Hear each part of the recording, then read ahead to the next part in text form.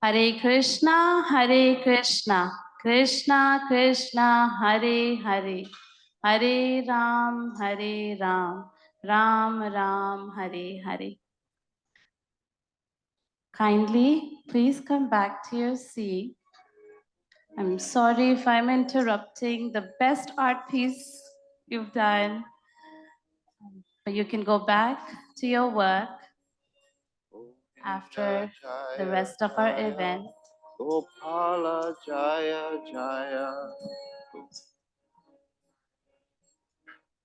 Gopala Jaya Jaya, Govinda Jaya Jaya, Gopala Jaya Jaya.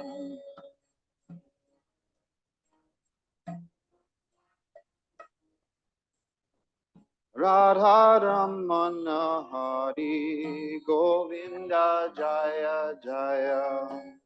I saw you. Thank you.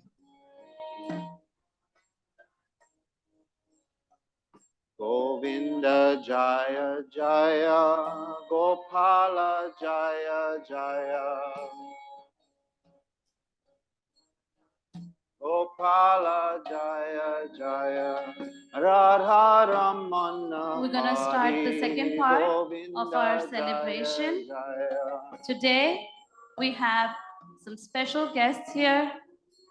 We have Gaura-mani Das. Our speaker today is a member of the International Society of Krishna Consciousness. He is the disciple of His Holiness Indradyumna Swami, who is a disciple of His Divine Grace A.C. Bhaktivedanta Swami Srila Prabhupada. He has been practicing in Krishna consciousness for more than 50 years.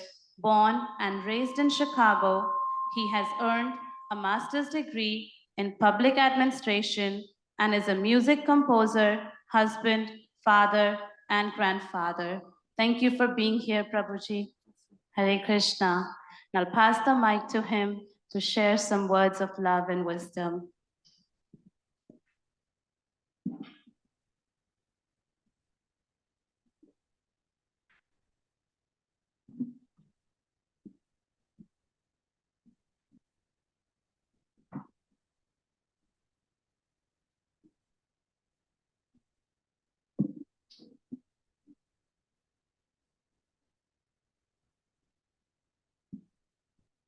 Thank you.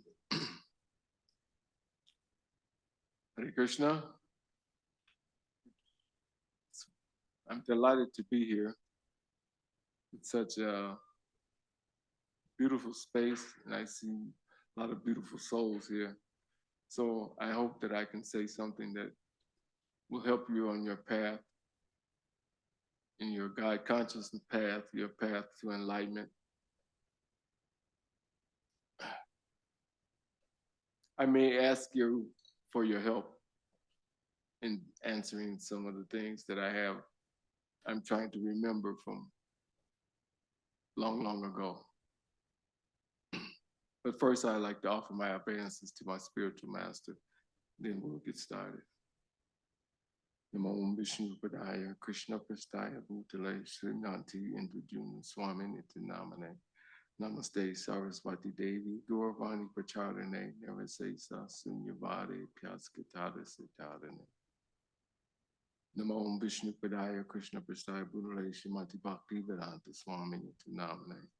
Om Mangyana Timaranda Shya Ganangana Shalakaya Chakshur Militam Yana Tasmai Sri Gurave Namaha Sri Chaitanya Manobhistam Stapitam Yana Bhutale Swayam Rupam Kadamayam Dadati Swapadantikam. Hare Krishna, Krishna Krishna, Hare Hare. Hare Rama, Rama Rama, Hare Hare. I like to say, let the Spirit of the Lord come in so that I may say something beneficial. And let that Spirit of the Lord be pleased with the love that we all have for Him and our attempts to glorify Him. The absolute truth is contained in the scriptures of all the world scriptures like the Bible, the Quran, the Torah, etc. The oldest known revealed scriptures are the Vedas, more than 5,000 years old. The most notable is the Bhagavad Gita, which literally means the song of God. And it's the actual words of God, the Supreme Personality of Godhead. The only scripture in which God, whose name is Krishna, the Supreme Personality of Godhead, he tells us about himself, about our true nature. He explains about this material nature, time, and karma. Now, let's get off on the right foot. I don't say I hand, or I chest, or I shirt. I say my shirt, my shoes. That's because this pertains to me, not that it is me. I cannot, in knowledge, say that I am a Black man. I cannot say that I am an American or any other designation that someone may give me or think of me in terms of. Why? Because I am the indwelling soul in this body. And as the indwelling soul, I am part and parcel of the Supreme Personality of Godhead. Now, we give lip service to that quite often. We say, yeah, I know I'm a spirit soul, and we pass it off. But we still have these coverings. Not just this gross body made of earth elements, fire, water, air, ether, that type of thing. But we're covered also by an intelligence, the false idea of who we think we are, and the mind. The mind is sometimes called the sixth sense. Would you agree that you're not the body? Would you say that if you get your hair, if I cut my hair, or you cut your hair, or you lose a tooth, are you diminished? Not really. Let's look at this a little bit deeper. This is what I want you to do today. This is what this is all about. I want you to think more deeply about your life and your relationship with the Supreme.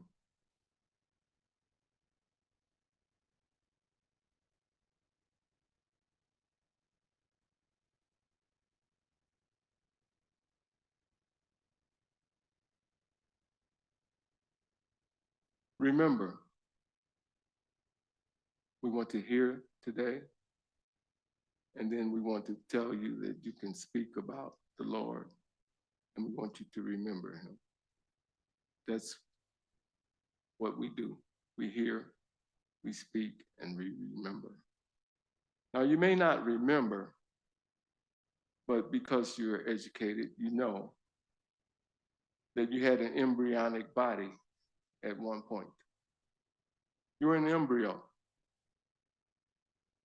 We had a body that was within a mother. That body was born. So we had an infant body, right? Then we had a child's body. We had a young adult or a teenage body. What happened to all of those bodies? They're gone. And one day we're going to be gone from this body. The only difference between a living body and a dead body, but actually the body is never alive. It's just given the semblance of being alive because we're in it. As long as we're in it, it seems to be alive. As soon as we leave it, our family and our friends get rid of it. It's like you're in a play on the stage and your character is written out of the play. It no longer exists. It never did, really, except in the fantasy world.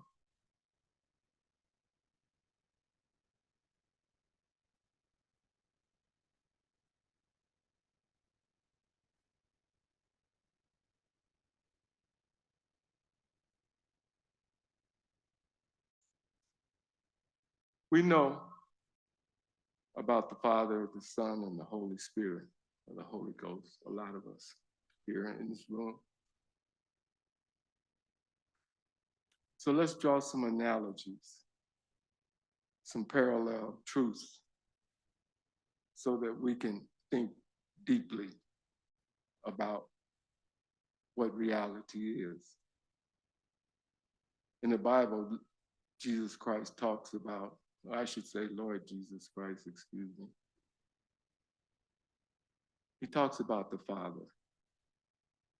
He says the Father has many mansions. He talks about the Father, who he has surrendered to. That Father is the supreme personality of Godhead.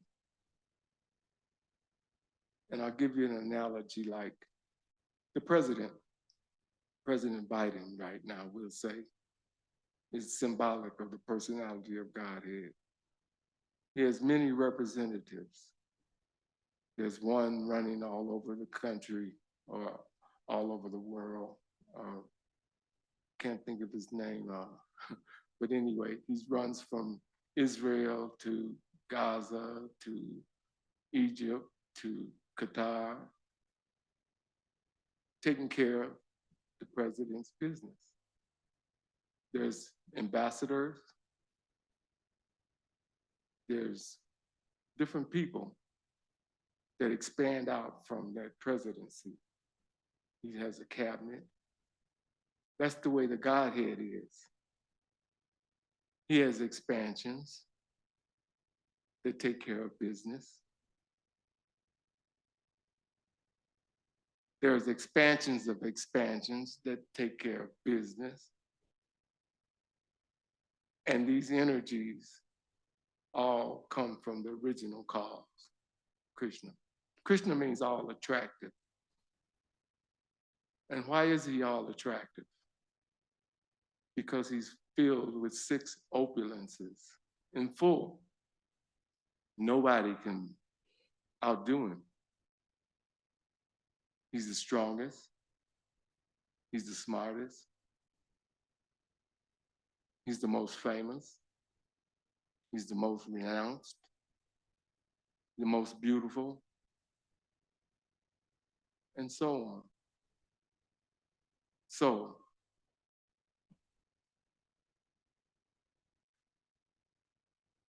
we know the story of Jesus' birth from the Virgin Mary.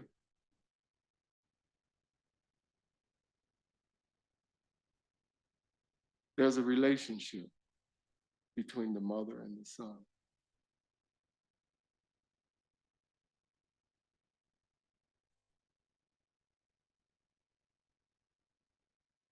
Krishna has a mother. Her name is Yasoda.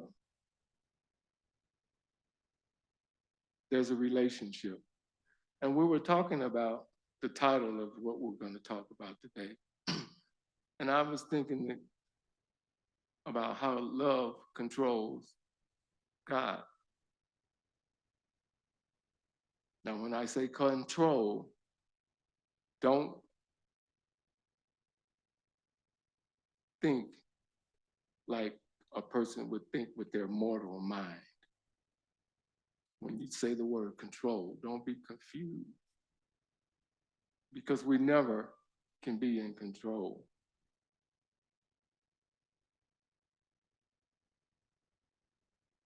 It's the love that he accepts from us. When we cook a meal and offer it to God before partaking in it, it's not that he eats the material meal, but he takes our love And that's where we want to be connected in love.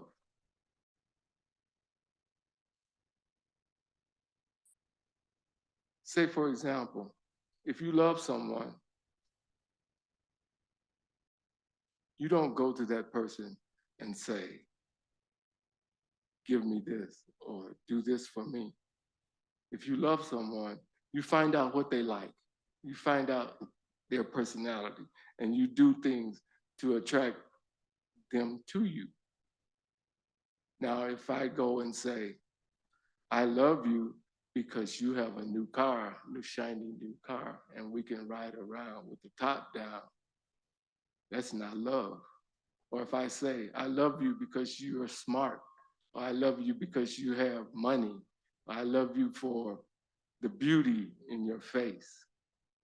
What happens when all that is taken away? In time, your beauty is going to change. Your shape is going to change. The car is going to get old. You're going to get a new one, or you're going to tear it up and not get a new one. Anyway, something happens. There's always a reason for you not to love. But that's not love. That's a business bargain.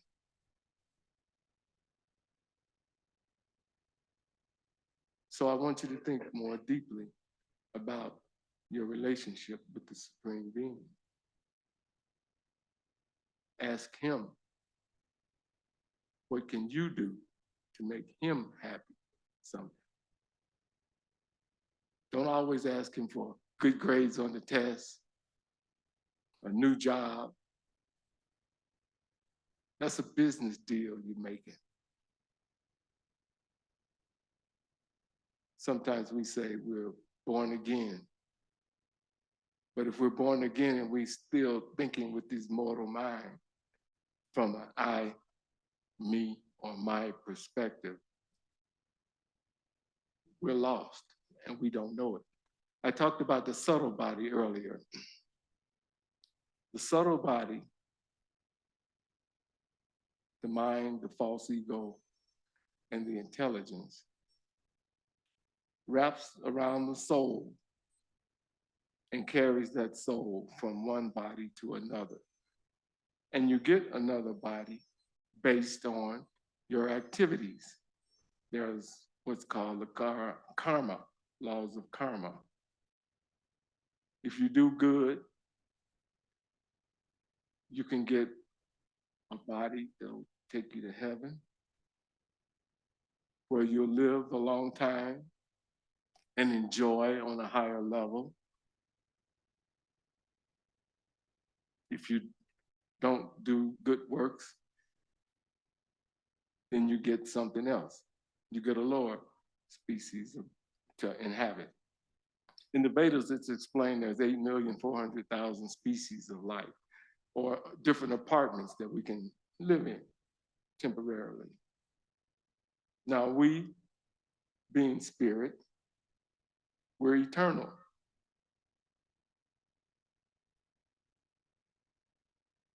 And being eternal, we really can't find happiness in a temporary situation. That's why the mind accepts some things one day and rejects them the next day. One day I like you, next day not so much. That's the business of the mind, to accept and reject. But let's talk a little bit about this love deeply. Do you remember the story in the Bible? And I come from a biblical background, so excuse me if I don't mention much about the Torah or the Quran. But in the Quran, it says to praise the name of God from the rising to the setting of the sun. And that's what we want to do. Praise the name. Because in this age that we're living in, it's called Kali. It's characterized by quarrel and ignorance.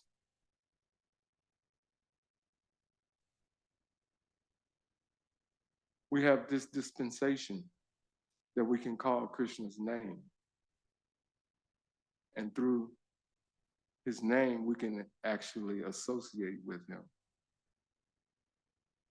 And this is something to be remembered. This is not something new. It's just something that we have forgotten. So at the end of my talk, we're going to ask you to participate in singing the names of God with us. We're going to show you how. These are transcendental vibrations. What I mean by transcendental, I mean outside of the modes of material nature. Nothing affects them. Krishna is present in the sound. So you hear Krishna, you say Krishna, you remember Krishna. Right now, there's this time of year for us called Kartik and Diwali. Diwali is the celebration of the victory of light over dark, good over evil. And Krishna, I'll relate briefly a pastime where Krishna and his mother go through that we can learn about this love. Krishna is a little child. He was living in a village in India called Vrindavan. And his parents they owned cows. His father was the king of the village and he had thousands and thousands of cows. But Krishna, as the little baby, used to go from house to house and steal butter from the different households. And he would distribute that butter to the monkeys and have a good time. And the ladies in the village would complain to his mother, Yasoda, your son is so naughty. He comes in, he breaks our pots and steals our butter and our yogurt. And no matter where we try to hide it, he finds it. And his mother, she couldn't understand. This is a mother's love, you all. She couldn't understand why her little Krishna had to go and steal butter and yogurt from other people's houses when they had all the butter and yogurt in the world. They were the kings. They had thousands of cows. And she thought, well, maybe they don't have enough. She said, maybe I can do it better. How can I attract him to not do that? So with her love, she decided she would make the yogurt and the butter. And one day, Krishna was hungry and he wanted his mother to feed him. She breastfed him. She was churning the butter. She had a pot of milk on the stove, but she decided to feed Krishna. So as she was breastfeeding him, the pot boiled over on the stove. She heard it and she immediately put Krishna down and ran to attend to the pot. And when she did that, boy, why did she do that? Krishna wasn't satisfied. He got mad and started to cry. But while she was gone, he found the pot of butter, broke it open, started to distribute it to the monkeys. And when she came back and found him, he looked out the corner of his eye and saw her coming with a stick. She was angry. Oh boy, she was angry. Krishna started to run. Little baby, could barely walk. He started to run out of fear. And his mother, because he's God, you can't catch him. You know, it's ridiculous to think of that. You can catch him. But she didn't look at him and see him as God. She saw him as her baby. This is what I'm talking about, the love, the essence of what we do.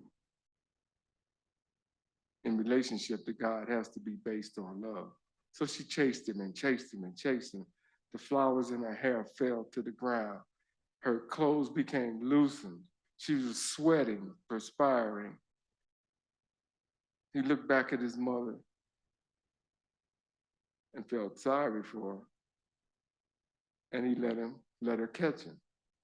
So she decided she was going to punish him. And so there was a grinding mortar in the courtyard. And so she tried to tie him up to the grinding mortar. Now, who can tie God? So when she wrapped it around, she found that the rope was 2 fingers too short. She went back in the house and got more rope, tied it up, tried to wrap it around him and tie him up again. 2 fingers too short. And she kept going through this. She got all the rope in the house. The neighbors brought rope. They couldn't. But Krishna, after seeing her effort and her desire and her love,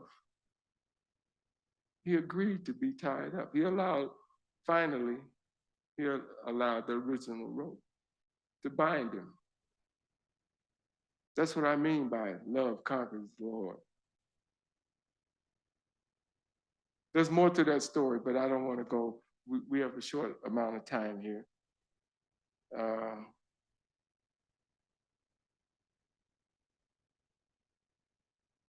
One last parallel that we can take from.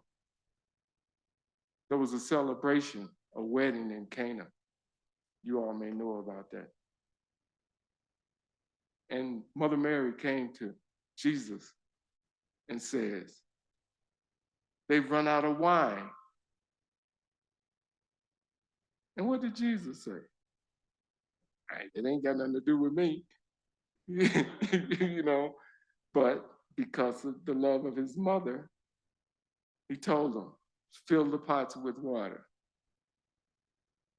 They filled the pots with water, and he turned the water into wine so that the festivities could go on. That's what God is. That's what he does. He fulfills all of our desires. And they can be the whole gamut of good, bad, in between, and all of that stuff. We get these desires built up in us. With our false ego, we think we're the doer of our activities, and we make karmic reactions. That's the killer. And why do we make the karmic reactions? Because we don't say, God, I'm doing this for your pleasure. We're doing it for our own pleasure. I'm going to stop here. one minute? Okay. I wanted to tell you about, here's a picture of Lord Chaitanya.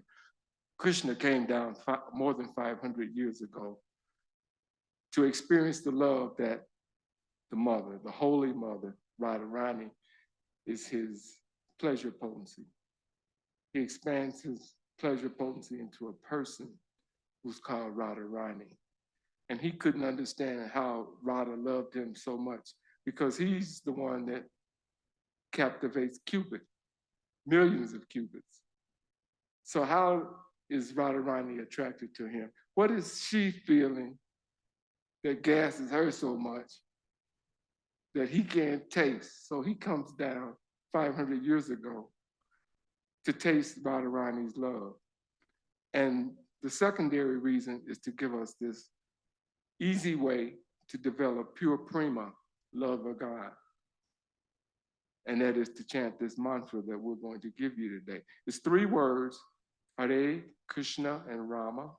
Hare refers to the Lord's supreme energy. Krishna is himself, the personality of Godhead. And Rama refers to the all-attractive, who is Srimati Radharani. No, none other than the mother, the Holy Mother. So these parallels, I hope you will take with you and tell yourself to go deeper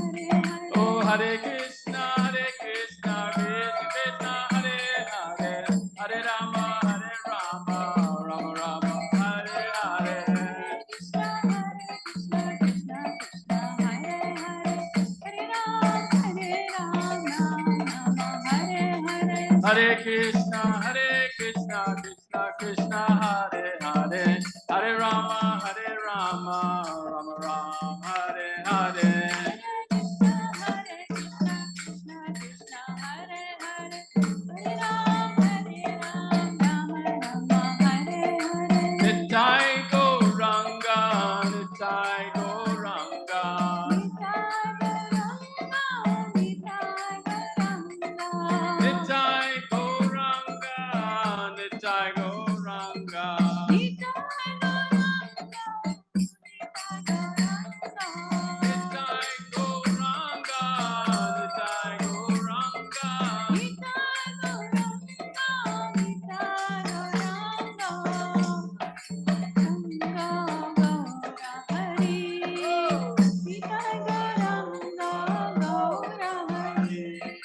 Hare Krishna, Krishna Krishna, Hare Hare, Hare Ram, Rama Rama, Hare Hare. Hare Krishna, Krishna Krishna, Hare Hare, Hare Ram, Hare Krishna, Krishna Krishna, Hare Hare, Hare Ram, Rama Rama, Hare Hare. Krishna, Krishna Krishna, Hare Hare, Hare Ram, Hare Hare.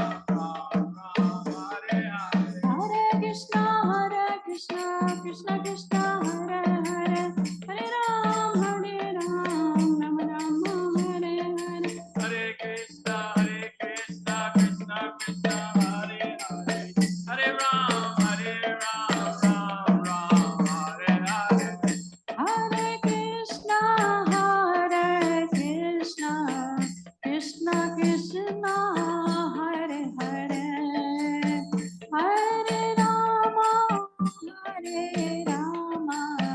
Rama Rama, Hare Hare. Hare Krishna, Krishna Krishna, Hare Hare, Hare Rama, Rama Rama, Hare Hare. Hare Krishna, Krishna Krishna, Hare Hare, Hare Rama, Rama Rama, Hare Hare. Hare Krishna, Krishna Krishna, Hare Hare.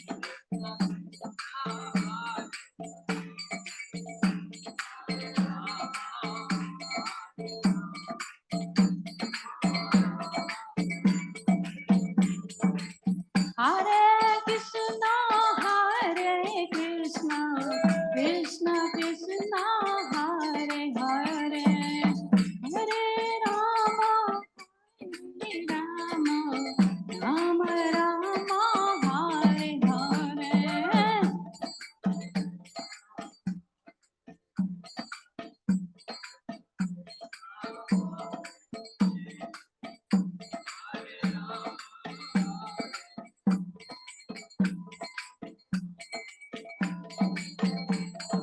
Hare Krishna, Krishna Krishna, Hare Hare, Hare Ram, Ram Ram, Hare Hare.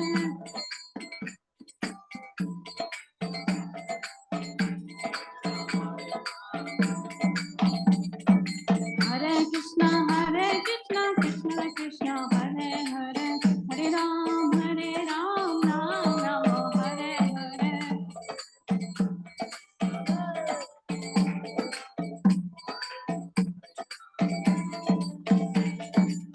Hare Krishna, Krishna Krishna, Hare Hare, Hare Rama, Rama Rama, Hare Hare. Hare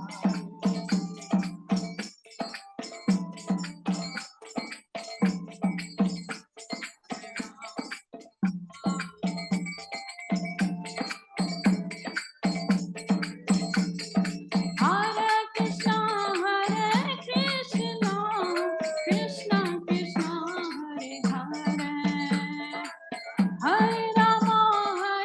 Hare Hare, Hare Rama, Rama Rama, Hare Hare.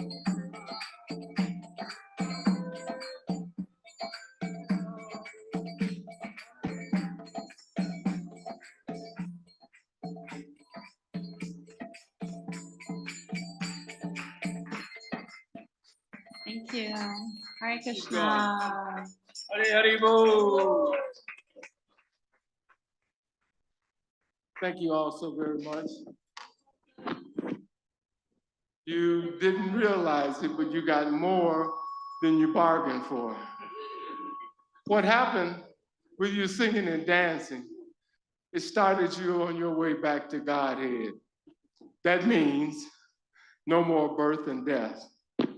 Because if you go to hell, heaven, middle planetary systems like here on Earth, you get birth, death, disease, and old age, which is foreign to the eternal soul. So let's all go back to Godhead together. Hare Krishna. Hare Krishna.